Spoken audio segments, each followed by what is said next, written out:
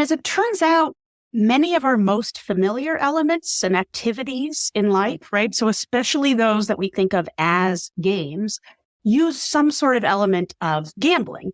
And then depending on how you define gambling, I can make a case, and I do regularly, that you gamble in pretty much every single decision that you make in your life. Hi, folks. I'm Dan Dworkis, and this is the Emergency Mind Podcast, a space where we bring together lessons from the emergency department and beyond about performance when it matters the most and applying knowledge under pressure. Our guest this episode is Dr. Brett Abarbanel. Brett is the executive director of the University of Nevada, Las Vegas's International Gaming Institute and holds academic research and teaching positions both at UNLV and at the University of Sydney. In her own words, Brett spends her time digging into the world of gambling and games, asking questions about esports and video games, technology, behavior, and policy. She's particularly interested in the question of if all of us are gambling all of the time. If you want to learn more about Brett's work, you can find the International Gaming Institute at unlv.edu/IGI. Okay, so why are we talking about gambling on the Emergency Mind podcast? Well, it's because the answer to Brett's question of are we always gambling is really important and interesting when it comes to performing under pressure. There's a lot to learn about things like decision-making, risk-reward trade-offs, and the illusion of control in this mashup. Admittedly, there's a bit of a technical introduction to this episode, but it's well worth the lift as we get deeper into it.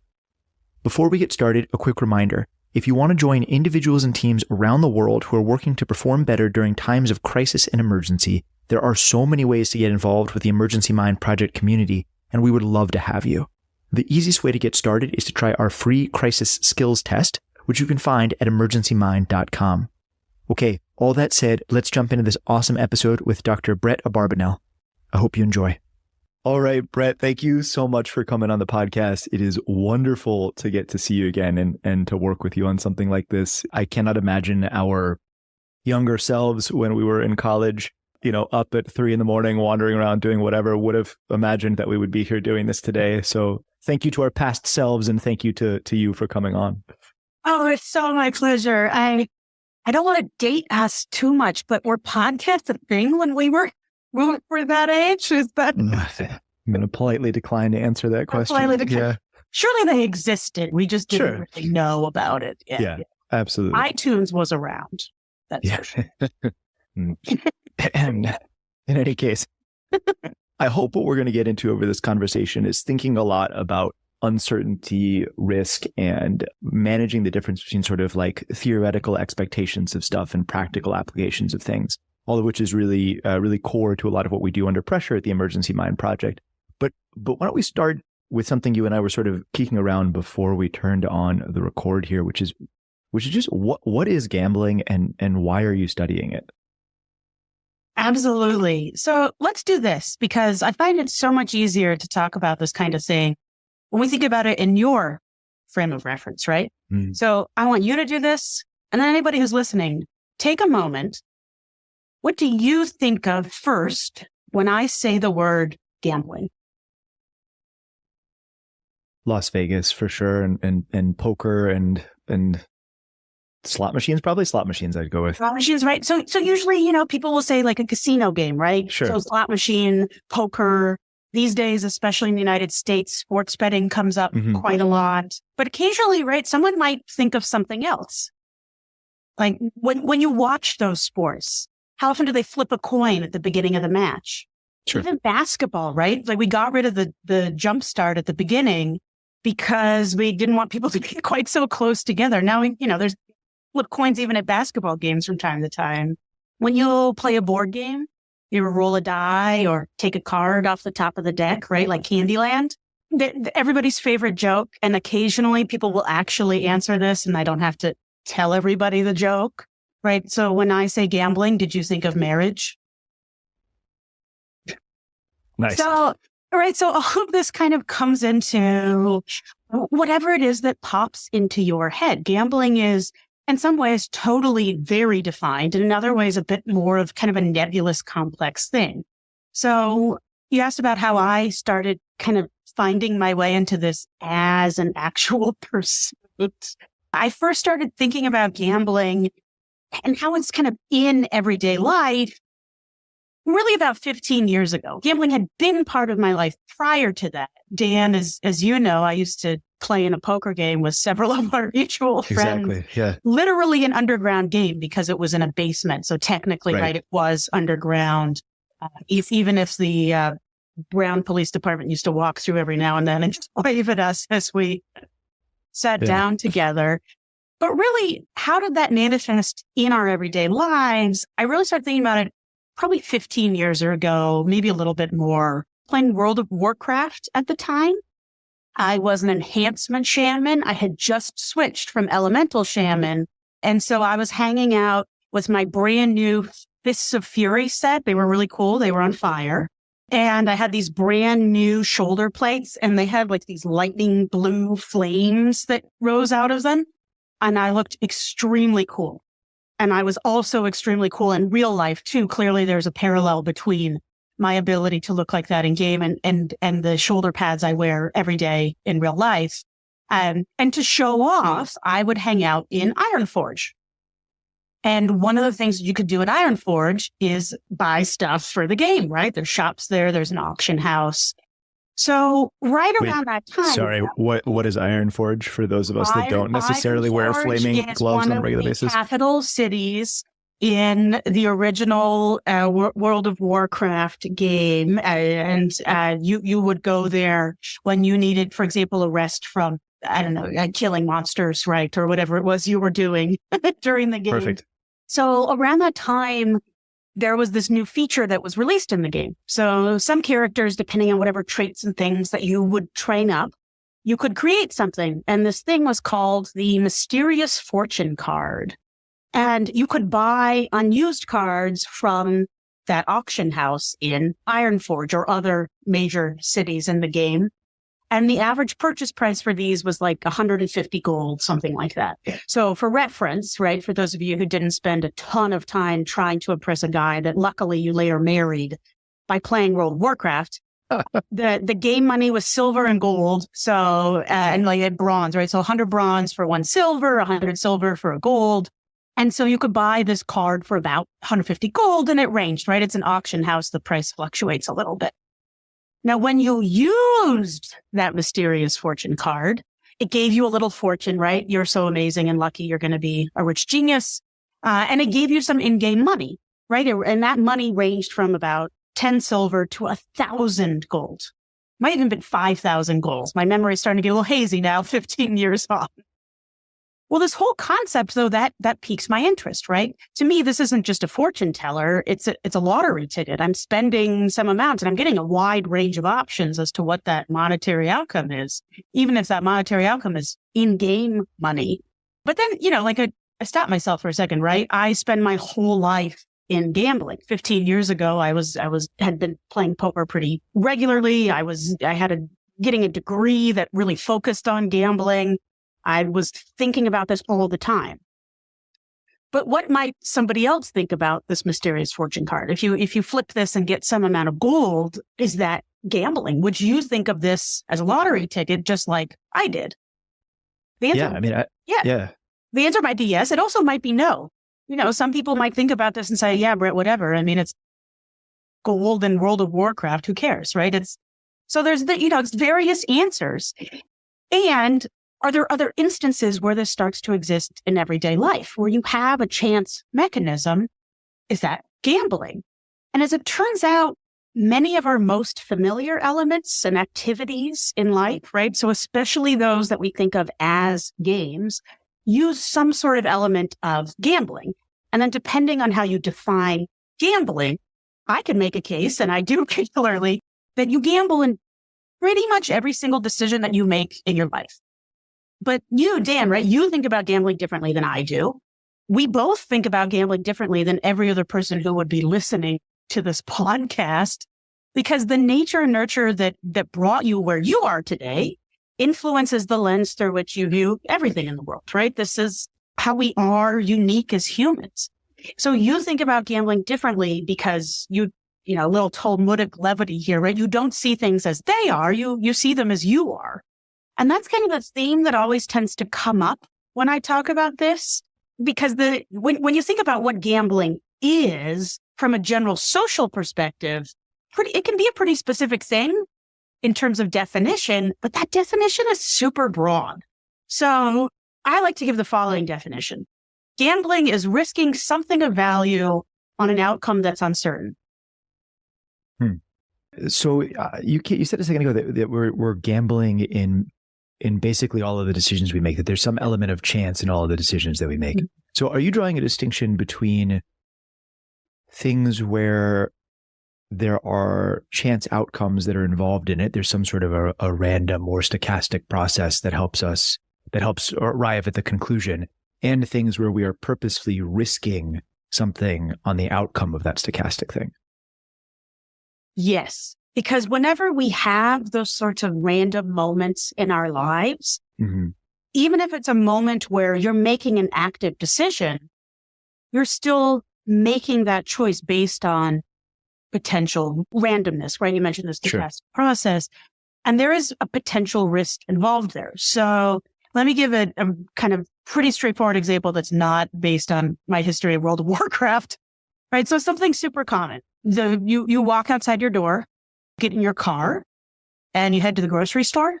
I think a lot of folks probably do this. Maybe you walk to the grocery store if you live in a more urban area, right? So you walk through the doors of the grocery store and you start to grab some of the essentials that you need. So I hope I'm not offending any vegans here. So eggs, right?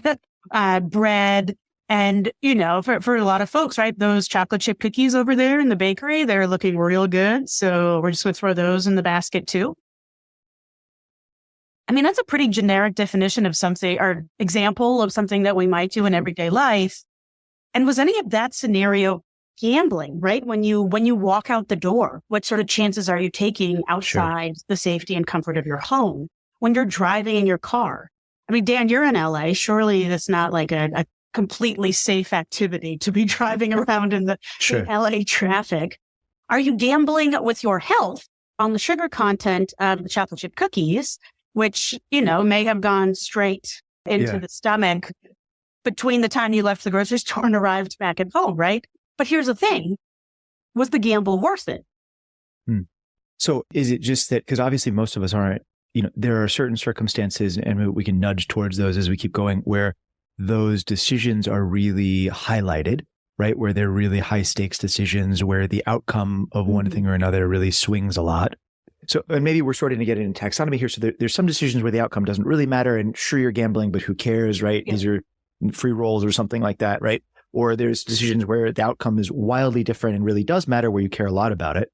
And there's also probably ones where the risk threshold is below, or there's some risk where it's some below some threshold. So functionally, you don't really care about it, right? You've already made the decision that, okay, I'm going to leave my house, right? Because, I want to do that. Yeah. And so I'm going to accept some of the risks that come in there. And interestingly, even if you don't really know what those risks are, you've sort of bundled them all up and said, well, all right, I'm going to take whatever chance this is.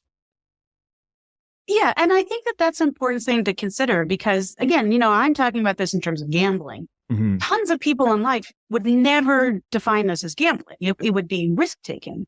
And I think that a big part of this is just sort of this difference between social and legal definitions of gambling. Mm-hmm. So much of how we view gambling as people is based on how they're legally defined, right? How gambles are legally defined.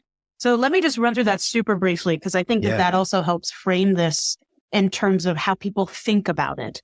So there's three elements that are pretty much all part of the legal definition of gambling in pretty much every jurisdiction around the world. The amount of weight put on each of these three is a little different everywhere you go, but all three are pretty much always present. Yeah. So the first is the concept of consideration. So this is the cost to participate, right? What do you have to ante up to be part of this gamble? Now, almost everywhere you go around the world, this is very specifically defined as money or money's worth.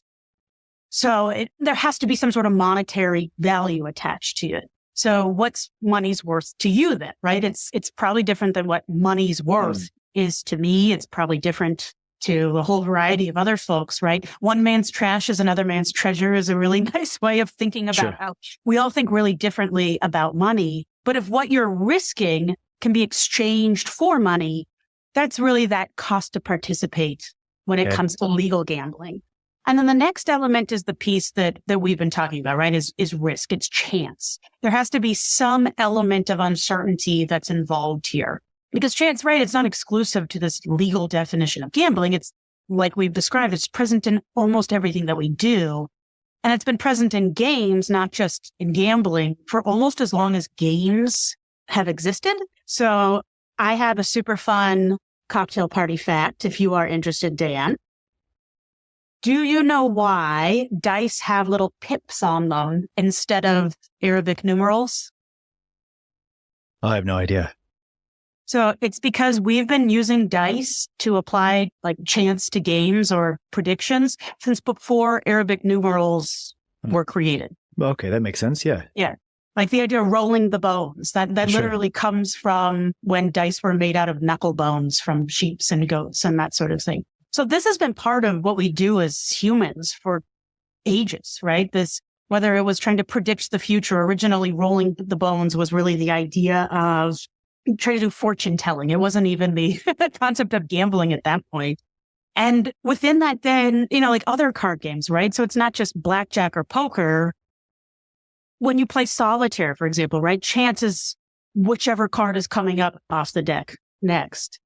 And then that final element is prize. So putting something up for risk, there is a risk of some chance, and there's something to be won or lost at the end there. So again, just like that cost to participate, in legal definitions, usually we're talking about money or money's worth. And here's where I like to make people think about what worth is. And that's where we start to get into this idea of gambling is kind of everywhere that we look. Because what's of value to you, right? How do you define value? Is it measured by money, right? Do you value your time? Do you value your energy? Do you value your social rank? For example, if you have a game of some sorts, does that assign a social prize? When we were talking before you were recording, we were talking about how old we feel versus, maybe how old we actually are. And this example is more of an example of how old we are, Dan. But, do you remember, for example, did you ever play video games at like a local pizza parlor or something like that, right? Did they have like Pac-Man in the corner, right? And so you put a coin into the machine because coins still existed then, right? We would use cash and not Venmo. And, right. And then you put the coin in, you press start and you move the joystick around and you maneuver Pac-Man through the maze and you get the cherries and you're so excited because you get some extra points and the ghosts are getting too close and you're getting like more and more and more nervous. But then you get the big dot and you can turn around and go eat the ghost. And it's so much better and you persevere and you get a really high score and you enter your initials at the top and there you sit at the top of the leaderboard. That feeling of being at the top, that rank, does that feel good to you? Do you value that feeling when you feel good? And as we start to think about gambling and risk taking, when you come out of a major risk with a very specific feeling, right? If that feeling is a really, really, really good feeling, or if that feeling is just absolute misery, that's something that you value. Most people don't like feeling miserable, right? You don't want to lose that. And usually when we think about gambling, we think about like monetary loss in terms of a feeling of being miserable, but there's other ways that manifests. And so in this risk-taking thing, when I talk about gambling, money is involved when I talk about kind of the legal pieces of this. But when we talk about gambling in everyday life, usually money's not involved at all. What we're risking is another thing that we value. And that's something that can still be won or lost. Even when we talk about a kind of calculated risk-taking that's regularly involved, that's part of the puzzle as well. I mean, it's not absent from gambling. Think about blackjack or poker. We're making active decisions here and taking calculated risks. So this all still kind of comes into play with what this is. And that's why I like to say that we pretty much gamble in everything that we do. Thank you for explaining that and exploring that. That's such a perfect wedge into this, because I think one of the things I was really excited to talk to you about in this context, and I'm going to swing us back into performance under pressure with, I think, this little bridge here, which is that like when we think about all of the decisions that we're making as individuals and teams, whether that's in the emergency department or on a battlefield or any of these other spaces that we're operating, right? We're actually doing all three of these things in one form or another, right? There is a cost to participate. And usually that is our time or maybe even our life, depending on where we're participating. There's definitely the elements of chance and risk and things that are both involving sort of bounded and unbounded uncertainty, which I hope we can talk about in a second. And then there's a thing that we're wagering on, which is the outcome of this event. And that is either success or failure of operation, or it is the, life or something of a person that we're working on or working with. And most of the time, we're not thinking about it as those things being linked together, right? The way you're describing it. We're not thinking about it as a package that involves a gamble. We're thinking, well, we've already, we do this. This is what we do. We've already put the, the money on the table, so to speak. And we know there's risk and we sort of have an idea of the outcome, but we often decouple these things from each other. So it's interesting to think about them grouped together in the idea of a gamble like this. Yeah. I'm curious, Dan, because when we first started talking about doing this, I was totally upfront, right? I'm not an ER doctor. Sure. In fact, a lot of what we do, I'm very clear, we're not curing cancer. We're not necessarily saving lives. We do a lot of work at my institute with regard to things like problem gambling and addiction. And this actually kind of gets into the question that I'm going to ask is, are there discussions within your field about potential addiction to this sort of risk taking? Because that's something that comes up a ton in gambling. I don't think that there's discussions around addiction to it in the way that you're describing. I think that we certainly self-select into emergency medicine for folks that thrive in universes where you have to make really high stakes decisions. And I think there's a parallel to that in a lot of the other groups that we work with as part of the Emergency Mind Project. People that, get into these moments where it is, life or limb and the decision is up to them in one sort or another, and they want to be there, right? We often talk about sort of the paradox of saying, well, hey, I don't want anybody to get hurt. I don't want anybody to be in a car accident. But if they do, I want them to come to me because I want to be on the line trying to take care of them. That's what, that's what I got up in the morning to do. And that's what I'm going to go out there and get after. And so there is a certainty to that you want to be a part of. And in some cases, it can form into a bit more of an identity, right? Where you're like, your identity is in part you making these kinds of decisions well, right? That's how you see yourself as a person, as part of a team. Which is why I think it's so interesting to start thinking about, well, what do we know separate from the domain of high pressure work? What do we know about just how humans make these kinds of decisions? Because that's not something we get into a lot and something that I think is really worth exploring. When we tend to focus on uncertainty and decision making and risk taking, we talk about risk mitigation. We talk about what is essentially some form of like wildcatting, right? Where you're like, okay, how much am I willing to pay to make a little bit of data available to me about a particular outcome, right? And you're sort of like figuring out your way through a lot of that space. But we don't really talk a lot about any of the ways that the human brain interfaces with these types of decision making, right? And so maybe that's worth getting into. What do we know about that, right? Like as you think about your work and what do we know about how humans face problems like this? So within my field, that does tend to be covered. And a lot of it really focuses on how do people get engaged with making these sorts of decisions? And at what point is that hearing into really the addiction space, which is actually why I asked, is this something that's discussed? And as you describe, it's really interesting because what you're describing to me sounds so similar to people who seek out risk through things like free climbing, right? And highly other, what I'll call highly risky sports, though I'm sure many of them would disagree with me today. It's not necessarily incredibly risky. And I think that really plays into trying to understand how a lot of this works. The other thing that really jumped out at me when you were describing some of this is the concept of insurance and why all of us have insurance. I mean, I'm sure there's an easy answer out there, which is, well, I have insurance because I'm told I have to have it if I want to have my car registered, for example, right? That's a requirement there. But in essence, insurance is like, it's in some ways it is gambling because it's kind of the antithesis of gambling. Sure. And that it's just hedging a bet versus making a bet. So when people start to kind of get into the space and think about, okay, what are these types of decisions that we're making? So much of my field, again, I'm actually now transitioning to this, right, is so much of my field is focused on the point at which those decisions become out of control. So you're making the choice to place a wager, but the point at which that wager or that gamble, that risk is beyond your ability to stop it, right? And sometimes that's a monetary thing. Sometimes we realize that when we've completely run out of money or chances, right? I think would be a good way of translating that, the opportunity to take that risk. And I think that there are a few moments here that would translate well into what you do. Yeah. And tell me if I'm wrong, because I don't want to pretend to know all about your own field. In which, for example, like if you're on a shift, right? So how long, for example, some of these shifts last?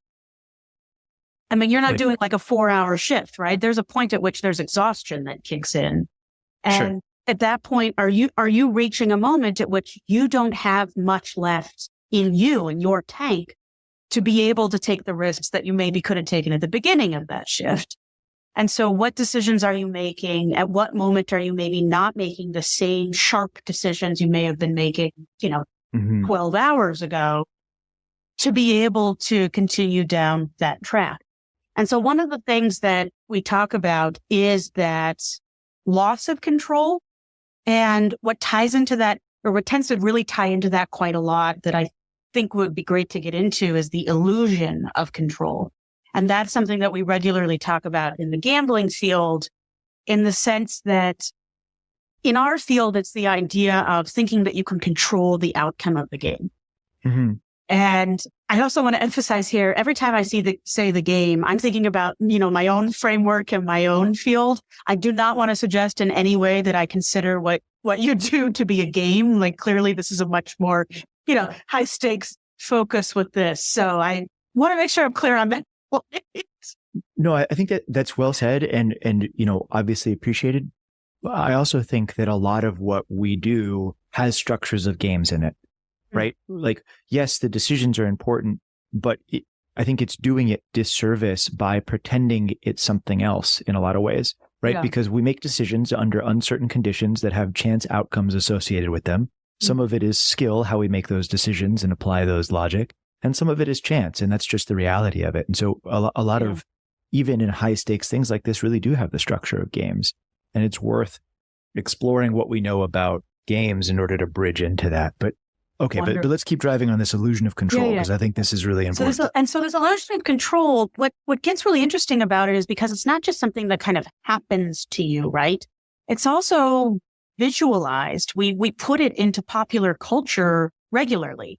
There are a couple of really great examples of this. One of my favorites is from Maverick. So TV show and then movie from like 1994. Not to, again, make us sound too old over here, Dan. But part of that movie, it's Mel Gibson plays a poker player, and Jodie Foster's in it as well.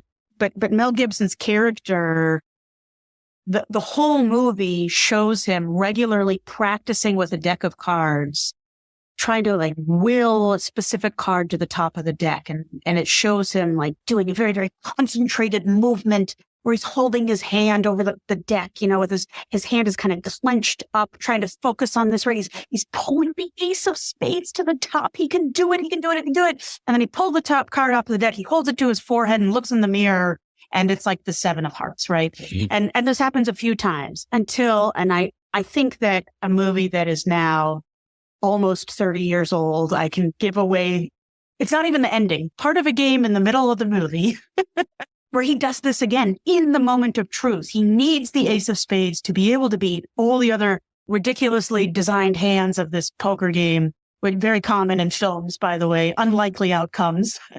And he doesn't. He shows that control. He's concentrating. He's hovering his hand over the card. He can do it. He can do it. He can do it. And then, of course, it's slow-mo because it's a Hollywood movie. He slowly peels the card up off the table and tosses it into the center. It's the ace of spades. He's done it. He has controlled the card that is there that he needs, and he's made it appear. And it's providing, I described this really in depth, and clearly you watch and you're like, you roll your eyes a little bit. Oh my God, come on. That's not happening in real life. But we come across these situations regularly where we feel we have control. And often it's a situation in which you might feel that you are responsible for an event where there's little or no causal link of you to that event itself. And that can manifest in some very unhealthy ways. And a lot of it tends to center around when we make decisions in risky situations. So that can be anything as absurd as thinking you can pull the ace of spades off the top of the deck, which you'll do about 1 every 52 times, unless you throw the jokers in there as well. But it can also be a situation in which you're truly looking at life or death, where you feel perhaps that you have more control in a positive manner, right? Maybe you're overexhausted, to use the earlier example, and you're going into a situation where you make a decision and it is a life or death situation. And then maybe it's a feeling of guilt that comes out of that as well. That can happen quite often certainly with these illusions of control, because when you shatter that illusion, that's a very formative moment as well.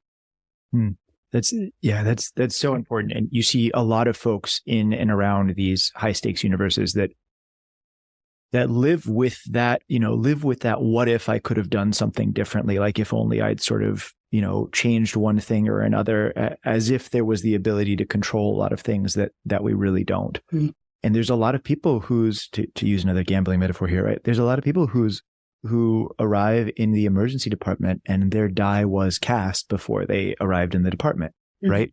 And their outcome is death. And there's nothing that we or any other team can do to work on that. Part of our job is to accept that reality, accept the limits of our control on reality, and try to learn from where we are able to learn in the middle of that circumstance, right? So the analogy here would be for us like, okay, we can't, you can't save everybody. You can't save this person, but can you get better at your craft while you're working on it? Yeah. And I've never thought about that as the illusion of control in that phrase, but I think that's a really good fit. And when you have that illusion of control present, right? And sometimes it's, you really don't even think about it, right? Like maybe you carry on a good luck charm. Sure. That might be something that contributes to an illusion of control. Oh, I did this because I found a lucky penny today. And I do that all the time. I'll pick up a lucky penny if I find one on the ground and, stick it in my pocket. And I'm like, oh yeah, today is a great day. I got to go buy a lottery ticket, right? Which, by the way, is quite an effort in Nevada because we don't have a lottery. I have to drive to the California state line if I want to buy a lottery ticket. Yeah. But with that illusion of control, it can be tied to overreach in risk taking, because we think that not just that we have more control over the situation, that's kind of parallel to that concept, but it has that capability of being incorrect in your assessment of whatever probabilities might be present in potential outcomes. So because I think I have an illusion of control in one way or another, I'm likely to change my estimates of the risk and chance of the game I'm playing, and therefore make decisions that are even more illogical than I might have made otherwise. Am I reading that right? I would say illogical would often be kind of the proper term there, but it's not necessarily a bad thing. So for example, thinking that you have more of that illusion control, that might also manifest in, say, increased confidence. And that might be the very thing that gets you to the point of success. Whereas previously, the assessment, if you went kind of raw on numbers, you might have just said, you know what, to use your words, right, the die is cast. This just isn't going to happen, no matter how hard I try. So there is a potential positive element in this as well. And it's just a matter of what the situation is, right? We can't dictate that until it's in it. Yeah. But I think you're getting at a lot of stuff that we're trying to figure out. How do we teach this? How do we support people as they're learning these kinds of things? And how do we encourage that confidence, that bias towards action, and that bias towards, attacking a problem set, and also not letting people drift too far away into that illusion of control over it, right? And that throttle is a really challenging thing to instill in somebody as they're learning to perform under these high stakes moments like this. I also wonder if we're getting a little bit here, you talk about like the good luck charm kind of an idea, right? Like a fascinating parallel for us there is that there's all these things that we do that maybe you only get to do once or twice in your whole career. You only have the opportunity to actually play that game in large quotes once or twice, right? Like we might call that a halo event, for example, a high acuity, low occurrence event, where you have to get something right. You only have one or two shots to do it. And so you'll do a thing, you'll do an emergency crike or whatever. And then you'll come back and be like, guys, I just did this halo event. Here's how it went. Here's what I learned from it, in quotes. And now let's all go practice that. But did you actually, succeed at doing this thing because you succeeded at it? Or was this just sheer luck that you happened to get it correctly? Yeah. And then did you accidentally pick up a good luck charm? Like, well, I did it while my left toe was tapping on the ground. So therefore, all of us will do left toe taps every time anybody attempts this. And these things just sort of propagate through the universe because there's not enough counterexamples. There's not enough times playing the game to figure it out. This is maybe some version of the one-armed bandit problem, sort of, right? Where you're sort of like sussing your way out of this. But like, how do you, I don't know, there's like 6 questions in there. One of which is like, how do you understand if you're actually using a good luck charm or if you've discovered something about the reality of the game? And another one is, how do you teach people to appropriately throttle their illusion of control? So I don't know, take your pick. Well, the second one is a really hard one. So let's start with the first one. Okay. How do you suss out, what's good luck charm and what is, what was sort of the proper activity in order to get to that? Part of it is exactly what you've described, where you do get together in a group after the event and talk about whatever it was, because then you can get all that feedback. To go all the way back to what I was talking about when I was defining gambling. And I said, what do you think of? Here's what other people might think of. Here are a ton more examples, is that, we don't think about things as they are, right? We don't see them as they are. We see them as we are. And so it can be incredibly helpful to get diverse perspectives, even if those diverse perspectives are people who are in, for example, the same position as you, right? If you're an ER doctor, you probably should be talking to other ER doctors about this. But everybody comes to that position from a different background. They've all had different roles that they've had to play over the years. And so that can really help figure out, maybe the left toe tap didn't actually contribute to the success, but maybe my choice to make the incision here for this, forgive no. Perfect. Yeah. And to make this specific incision, that was one of the major reasons why this was a success.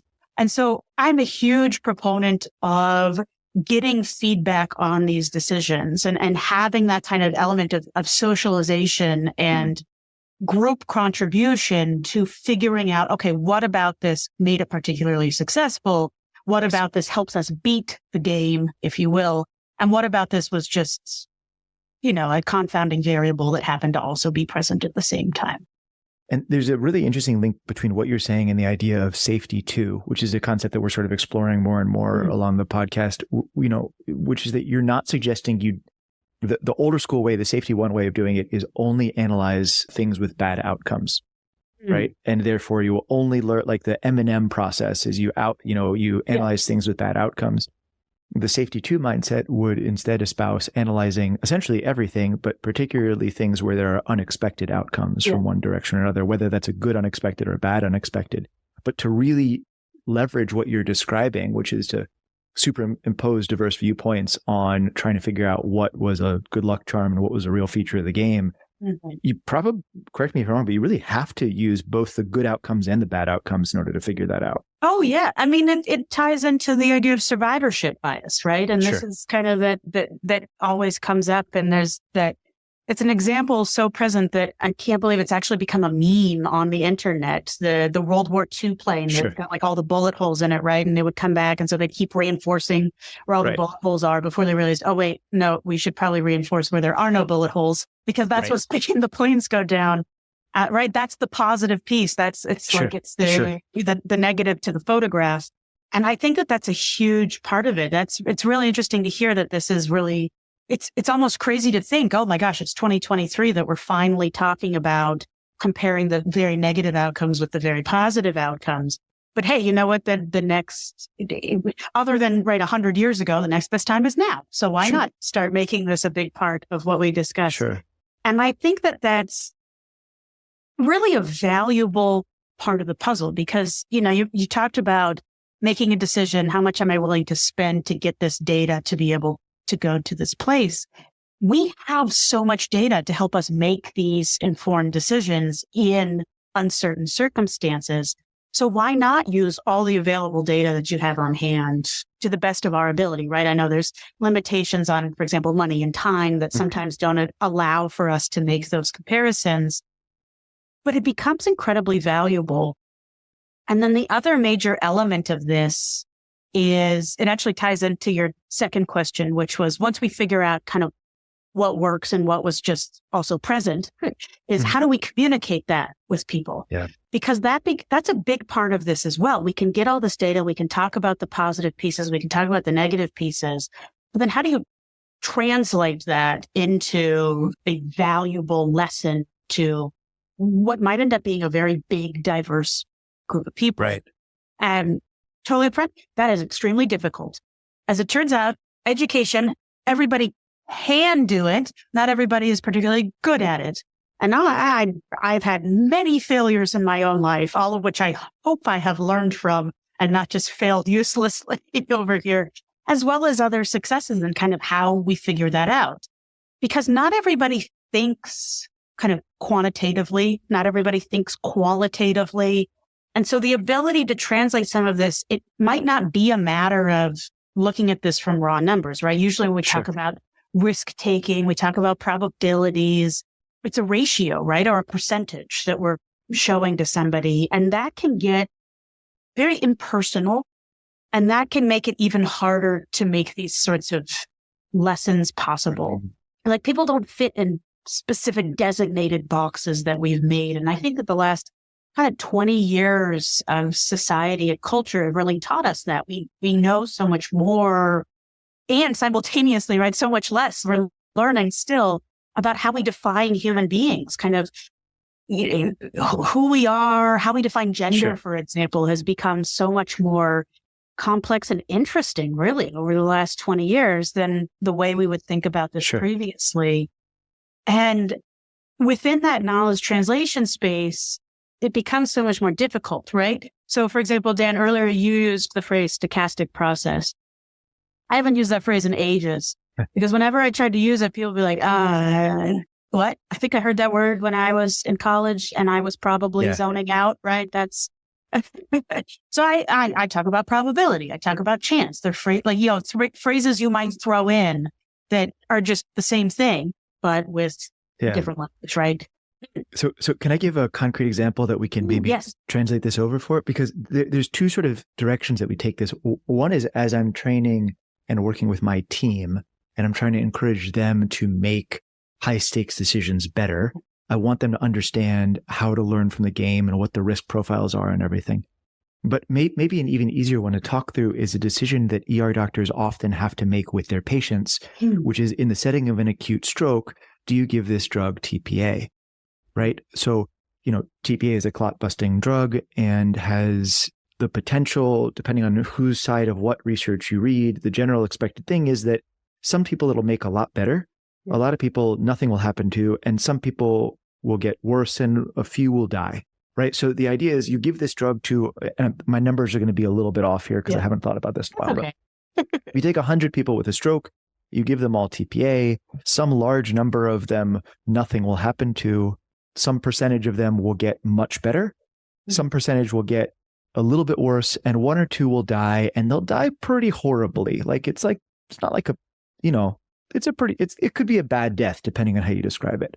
And the people that are needing to make this decision, right? So as an ER doctor, what I can do is I can say, you're having a stroke.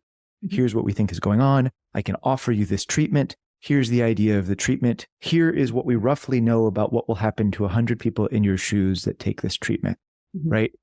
And this has all the features of a gamble that we've described, right? You have to pay to play. You take the drug or you don't take the drug, right? There's a chance of risk. We don't really know who's going to end up in which camp.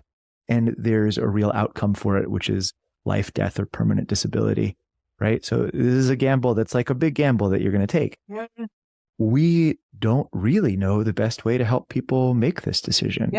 Right. And so usually what we do is we just give them a piece of paper that has 100 stick figures on it and color some of them different colors. And they're like, these people turn green and these people turn red. What would you like? And what would you like? I want the green. Exactly. Right. But so you're helping people make this decision, them and their families, sometimes while they're presumably while they're actively having a stroke, and they're maybe not necessarily able to really conceive of it the same way. Their family members, even if they're not having a stroke, or even if the family members aren't having a stroke, they're incredibly emotional. This is a high risk situation. So how do we communicate these types of things in a way that's, and I realize this is a subtly different question than communicating about learning to play the game better. No, that's yeah. So there's a parallel to this in the gambling field that is colloquially called the Reno model. And it's called that because it came out of a meeting that was held in Reno. So it's very creative, clearly. But the idea is it's around the concept of responsible gambling, which is a phrase that in some ways is very meaningful. In some ways is totally meaningless, right? Like responsible drinking. What does it actually mean? But we'll get to that and we can talk about that in a moment. But the idea is, who's responsible for the decision? It's the underlying concept of this model is that of informed decision making. So same concept. If we teach people how to play the games, kind of the other piece of that question you were asking, will they then make informed decisions, not just about playing, but also about, for example, how much money they'll spend playing, how much time they'll spend playing, et cetera. So the big question that's associated with it is, who's responsible for responsible gambling? Is it the individual who's playing? So the parallel here would be, is it the person who's potentially going through a stroke at this moment? What is their capacity for decision making? Does that change kind of the proportion of responsibilities that put more on the doctor to have to be able to make a decision? Yes, we're doing this. It doesn't matter what you say in response. It doesn't matter if I show you a chart with 100 stick figures in red and green. I'm still making the decision because at this point I've determined I hold the burden of the majority of decision making.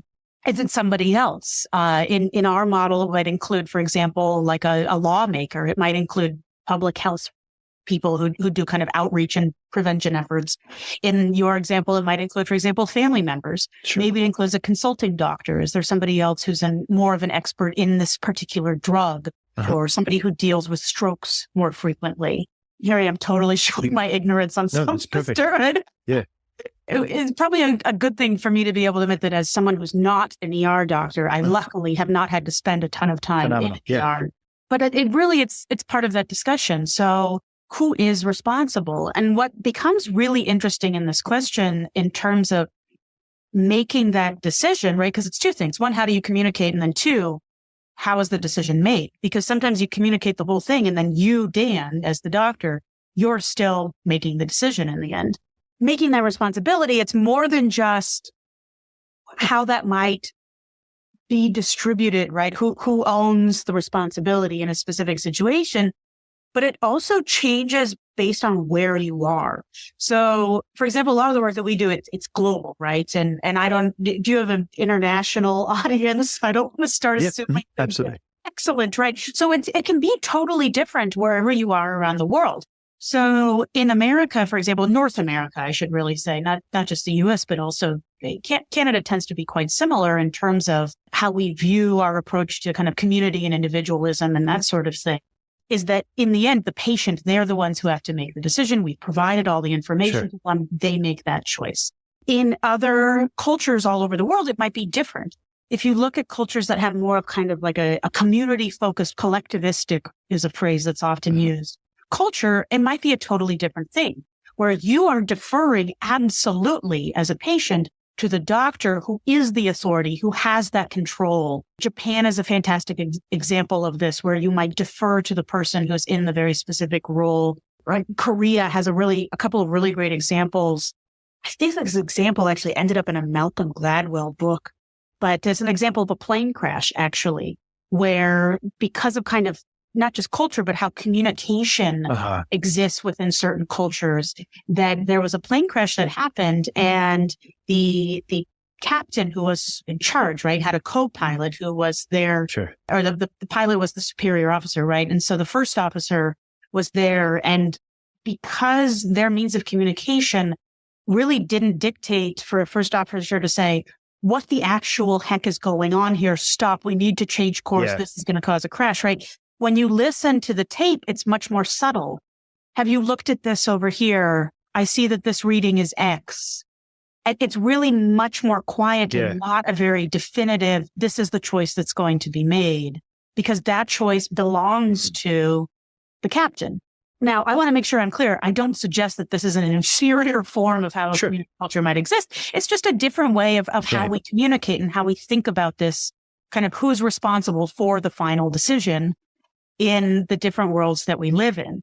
And so I think it's really important when you do these sorts of communications, it's an ever evolving thing. How do we communicate what the odds look like? How do we communicate how this feels to you? And then in the end, it's once all the information is out there, how is that decision made and who's making it? And that's really where we get into the kind of an it depends situation. Sure. I can tell you there's a big casino company it's global. They have a big presence here in Las Vegas. But one of the things that they do when it comes to communicating odds is they play a game with Starburst. So they'll get a bag and they'll put a whole bunch of orange Starburst and one lemon Starburst into the bag, right? And that's how they'll communicate odds, right? So they'll say you have a 1 in 20 chance of getting the lemon Starburst. Open up the bag, reach it. Which Starburst did you get?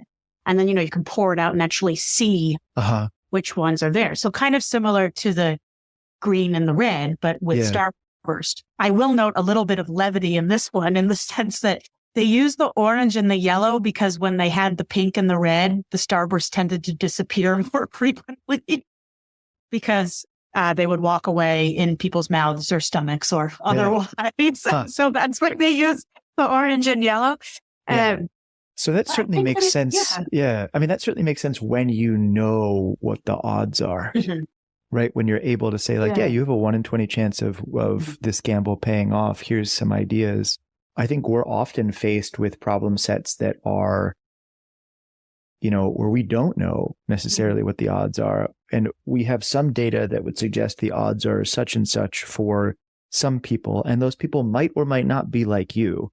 And we don't really know how well you fit into this population. So we don't really know what the odds are for you. This is just sort of, we've taken one slice out of civilization and this is what we're looking at. And that's the type of problem set that we face so routinely in emergencies, in part because we don't know the data. And sometimes when we do have the data, it's that it wasn't tested in emergency circumstances. So we don't really know what that means. And we don't really know how well it applies. And you're trying to communicate uncertain things under synergistic layers of uncertainty for that. But, you still do some of the best you can. I think what you're saying makes sense, which is that you still want to understand a little bit about from this Reno model idea, who do you think owns the decision and how does that inform how you're communicating? And what is your responsibility as the other partners in that decision, even if you're not necessarily the decision owner for it?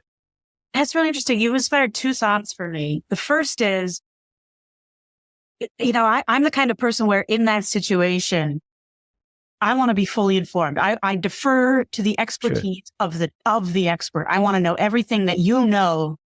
And then in the end, I'm going to be the one that's making the choice. Now, usually I'm the one that's making the choice that's whatever the doctor recommends, because that's the expert view, right? That becomes incredibly important there.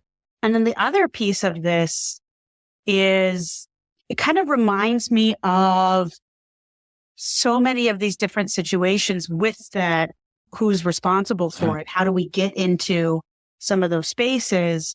And I think that that's something that becomes very important in this space because we're usually not so uncertain in so much of what we do. It was really reminding me of the kind of behavioral economics concepts of nudging, right? And when we do nudging, one of the things that we found to be most effective in terms of messaging is that people respond really well to nudges that are speaking to them. And so we really tried to look for familiar characteristics. So from our gambling field, right? We try and use some of these to nudge people into healthy behavior or nudge people away from unhealthy behavior, depending on the situation. So something like, one of the healthy gambling behaviors that you might do is setting a limit before you play, whether that's actually using a device to say, okay, stop me after I spend $200, whether that's saying in your head, okay, I'm going to spend $200 and that's it. And then you go and you're gambling and you spend $200 and you get up and walk away, right? In terms of messaging to get people to do this, because a lot of people do it naturally, but sometimes it can be helpful to have that information present, is to say, like find a characteristic that's similar to that person. So it's a targeted message. Did you know that men in their early 40s usually set a limit of about $200? Something like that, right? Those are the sorts of things where you would say, hey, that's like me. I should set a limit of about $200. Yeah. That sounds good to me. I'm going to do that. That's something that I feel like I can afford. Now, it might get more and more nuanced, right? So usually when this sorts of nudges are being used, it's because we have a lot more information in the situation. So maybe there's an account that somebody's using and they're logged in while they're, say, gambling online, right? So we know not just their age and maybe their gender, but maybe we also know kind of what their average bet is whenever they're playing.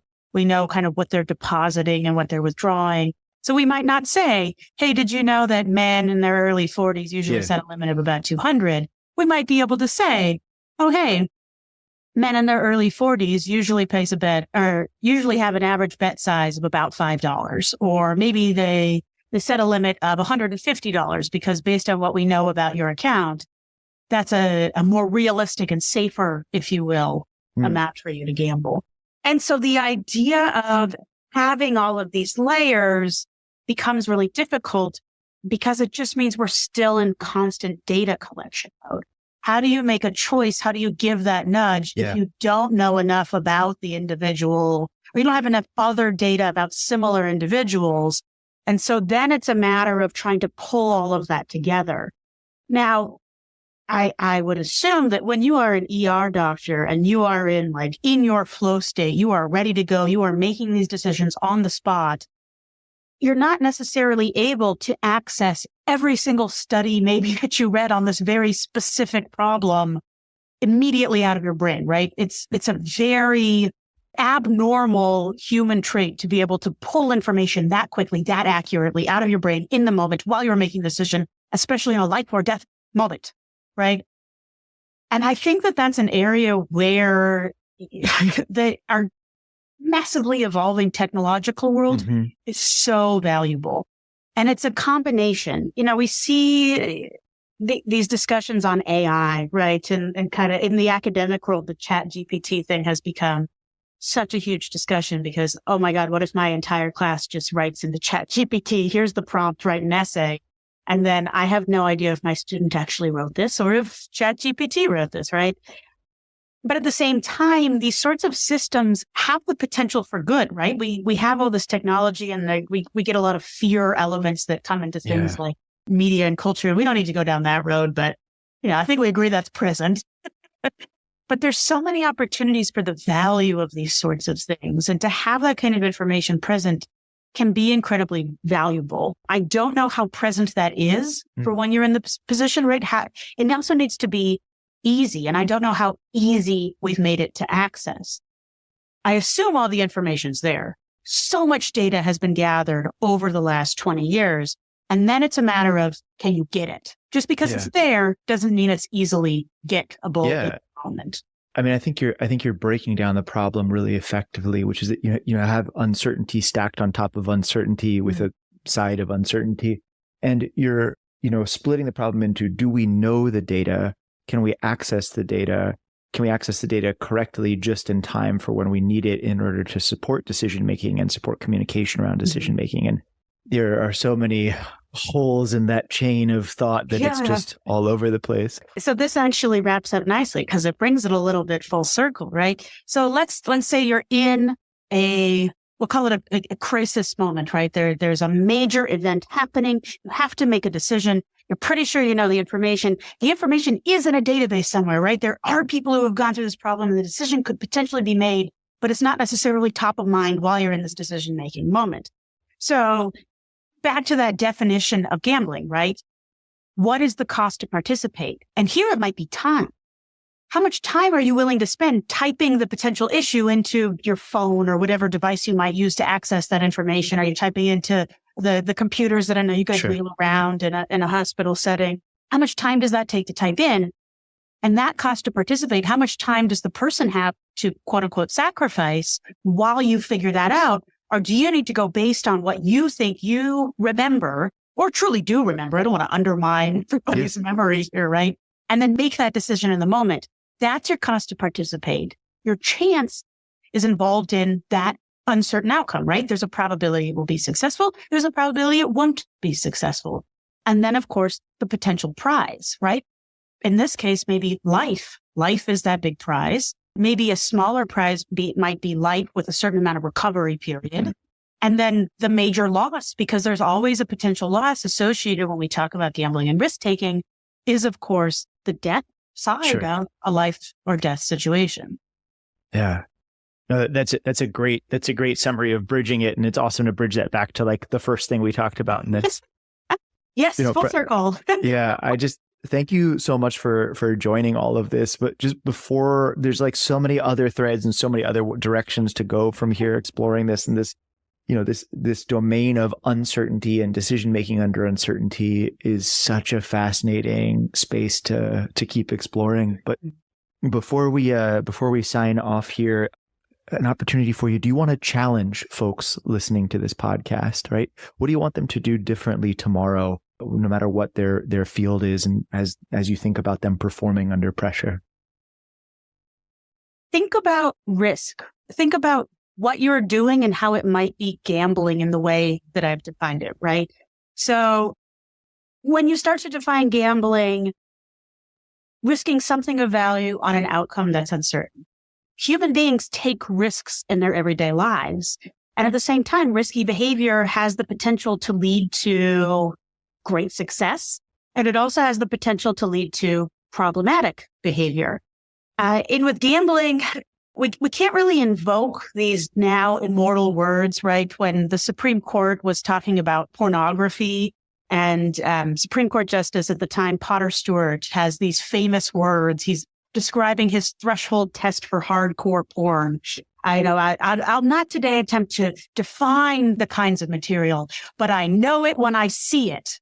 And we can't really do that with gambling. It's not just a matter of knowing it when you see it. So when we went through kind of the examples that I talked about, when we talked about what can happen kind of in an ER and where the concepts of cost to participate, chance, and prize show up, what did you see? Is there always a cost to participate in the things that you do in everyday life? Is there always chance involved?